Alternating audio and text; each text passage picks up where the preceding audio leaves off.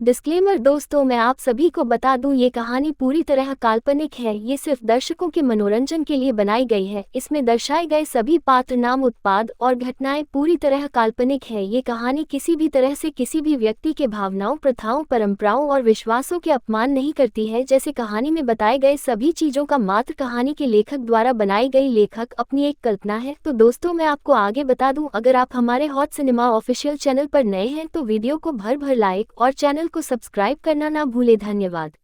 Chapter 14 परिवार का सच।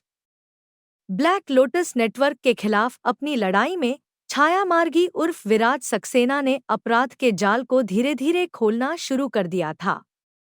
उसने कई तस्करी के अड्डों को खत्म किया, मासूमों को बचाया और मिराज जैसे खतरनाक दुश्मनों का सामना किया। लेकिन यह सब सिर्फ अपराधियों के खात्मे तक सीमित नहीं था। यह लड़ाई अब विराज के अपने परिवार और उसकी विरासत से जुड़ने वाली थी। पुराने दस्तावेजों का रहस्य। एक रात विराज अपने पिता की पुरानी अलमारी से कुछ दस्तावेजों की जांच कर रहा था। वह ब्लैक लोटस नेटवर्क के खिलाफ अपनी लड़ाई के लिए कोई सुराग खोजने की कोशिश कर रहा था, लेकिन जो उसने पाया वह उसकी कल्पना से परे था। दस्तावेजों में कई कंपनियों के नाम और उनके लेनदेन के रिकॉर्ड थे। इनमें से कुछ कंपनियां शहर के सबसे बड़े व्यापारिक घरानों में शामिल थीं। लेकिन इन्हीं में एक नाम ऐसा था जो उसे चौंका गया, सक्सेना एक्सपोर्ट्स। यह कैसे हो सकता है? हमारे परिवार की कंपनी। विराज का दिमाग उलझन में था। शुरुआत का सच। दस्तावेजों को ध्यान से पढ़ने पर विराज को पता चला कि सक्सेना एक्सपोर्ट्स, जो उसकी पारिवारिक विरासत का हिस्सा थी, एक समय ब्लैक लोटस नेटवर्क की सहयोगी रह चुकी थी। कंपनी के नाम पर होने वाले व्यापार के जरिए मानव तस्करी के सौदे छुपाए जाते थे। इस खुलासे ने उसे हिलाकर रख दिया। क्या मेरे पिता इन सब में शामिल थे?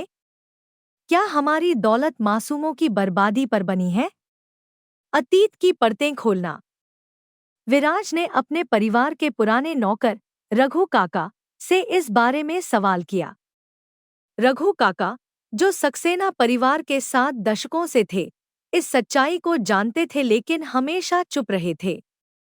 रघु काका ने झिझकते हुए कहा, बाबूजी, विराज के पिता एक अच्छे आदमी थे, लेकिन वह अपने समय के दबावों में फंस गए। उस समय व्यापार की दुनिया में टिके रहने के लिए उन्हें गलत लोगों के साथ समझौता करना पड़ा। ब्लैक लोटस नेटवर्क ने हमारी कंपनी का इस्तेमाल किया और बाबूजी इसे रोक नहीं सके। विराज का दिल टूट गया। उसे यकीन नहीं हो रहा था कि उसका परिवार, जिसे वह हमेशा सम्मान और ईमानदारी का प्रतीक मानता था, इस हद तक गिर सकता है। सच्चाई का सामना। रघु काका ने बताया कि विराज के पिता रमेश सक्सेना को बाद में अपनी गलती का एहसास हुआ था। उन्होंने तस्करी के इस जाल से बाहर निकलने की कोशिश की, लेकिन तब तक बहुत देर हो चुकी थी। ब्लैक लोटस नेटवर्क ने उन्हें मजबूर कर दिया कि वह चुप रहें, वरना उनके परिवार को नुकसान पहुंचाया जाएगा। इसीलिए उन्होंने तुम्हें कभी इन बातों में शामिल नहीं किया। वह चाहते थे कि तुम इन सब से दूर रहो और एक नई शुरुआत करो। रघु काका की आवाज में पछतावा था। विराज की मानसिक स्थिति। इस खुलासे ने विराज को गहरे संकट में डाल दिया। क्या मैं जिन अपराधियों के खिलाफ लड़ रहा हूं, वही अपराध मेरे अपने परिवार के कारण हुए हैं? वह पूरी रात सो नहीं सका। उसकी आंखों के सामने वह मासूम चेहरे घूमते रहे, जिन्हें उसने ब्लैक लोटस के चंगुल से बचाया था। क्या मेरी सारी दौलत और ताकत इन मासूमों की तकलीफों की वजह से बनी है? पिता की डायरी का रहस्य। अपने सवालों के जवाब पाने के लिए विराज ने अपने पिता की डायरी को पढ़ना शुरू किया। यह डायरी रमेश सक्सेना ने अपनी मौत से कुछ साल पहले लिखी थी। डायरी में लिखा था, मैंने अपनी कमजोरी के कारण अपने परिवार और अपनी आत्मा के साथ अन्याय किया।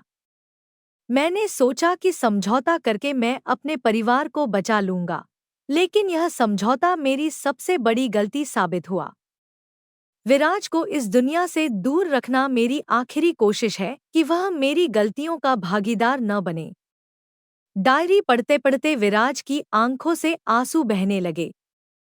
उसके पिता ने अपनी गलती को स्वीकार किया था, लेकिन उस गलती का भार अब विराज के कंधों पर था। ब्लैक लोटस नेटवर्क का कनेक्शन। डायरी के पन्नों से विराज को यह भी पता चला कि ब्लैक लोटस नेटवर्क के प्रमुख मिराज उसके पिता के पुराने सहयोगी थे। मिराज ने रमेश सक्सेना को ब्लैकमेल किया था और उनके व्यापार का इस्तेमाल अपने गैरकानूनी कामों के लिए किया था। तो यह लड़ाई व्यक्तिगत है, विराज ने सोचा। सक्सेना एक्सपोर्ट्स की जांच। विराज ने अपनी कंपनी के पुराने रिकॉर्ड्स की गहन जांच शुरू की। उसने पाया कि कंपनी के कुछ कर्मचारी अब भी ब्लैक लोटस के लिए काम कर रहे थे। यह नेटवर्क अभी भी सक्सेना परिवार की संपत्ति का उपयोग कर रहा था। अब यह सब खत्म करना होगा, विराज ने ठान लिया। पहला कदम, परिवार का नाम साफ करना। विराज ने सबसे पहले कंपनी के पुराने भ्रष्ट कर्मचारियों को निकालने और उनके खिलाफ कानूनी कार्रवाई करने का निर्णय लिया।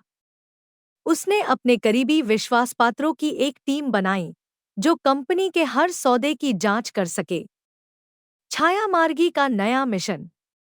अब छायामार्गी का मिशन केवल अपराधियों को रोकना नहीं था, बल्कि अपने परिवार की छवि को साफ करना और अपने पिता की गलतियों को सुधारना भी था। उसने मिराज के नेटवर्क को खत्म करने के लिए एक नई रणनीति बनाई। यह सिर्फ मेरी लड़ाई नहीं है, यह मेरे पिता की आत्मा की मुक्ति की लड़ाई है, उसने खुद से कहा। परिवार के साथ टकराव। विराज की मां, सुमित्रा सक्सेना, ने इस मामले पर उससे बात की। क्या यह सब सच है? क्या तुम्हारे पिता वाकई इन सब में शामिल थे? विराज ने अपनी मां को सच्चाई बताई। सुमित्रा का दिल टूट गया, लेकिन उन्होंने विराज को भरोसा दिलाया कि वह इस लड़ाई में उसके साथ हैं। तुम्हारे पिता ने अपनी गलती मानी थी, अब तुम्हें उसे सुधारना है, उन्होंने कहा। विराज अब पूरी तरह स्पष्ट था कि उसकी लड़ाई केवल अपराधियों के खिलाफ नहीं, बल्कि अपनी पारिवारिक विरासत को शुद्ध करने और अपनी आत्मा को सुकून देने की भी है। मैं अपने पिता की गलतियों को नहीं दोहराऊंगा। मैं अपनी दौलत और ताकत का इस्तेमाल उन लोगों के लिए करूंगा जो अंधकार में कैद हैं, उसने ठान लिया। इस संकल्प के साथ छायामार्गी ने ब्लैक लोटस के खिलाफ अपनी लड़ाई को और भी मजबूती से आगे बढ़ाने की तैयारी की। जानने के लिए ओनली ऑन यूट्यूब चैनल पर ये कहानियाँ हॉट सिनेमा अधिकारी द्वारा लिखित और कॉपीराइट की गई है। कोई भी कहानियाँ की नकल नहीं कर सकता। तो दोस्तों, आगे क्या होने वाला है ये जानने के लिए कहानी सुनते रहिए और केवल हॉट सिनेमा ऑफिशियल में यदि आप नए एपिसोड पर अधिक अपडेट चाहते हैं तो हमारे टेलीग्राम चैनल को सब्सक्राइब करें, जिसमें हमारा डिस्क्रिप्शन में दिया गया है।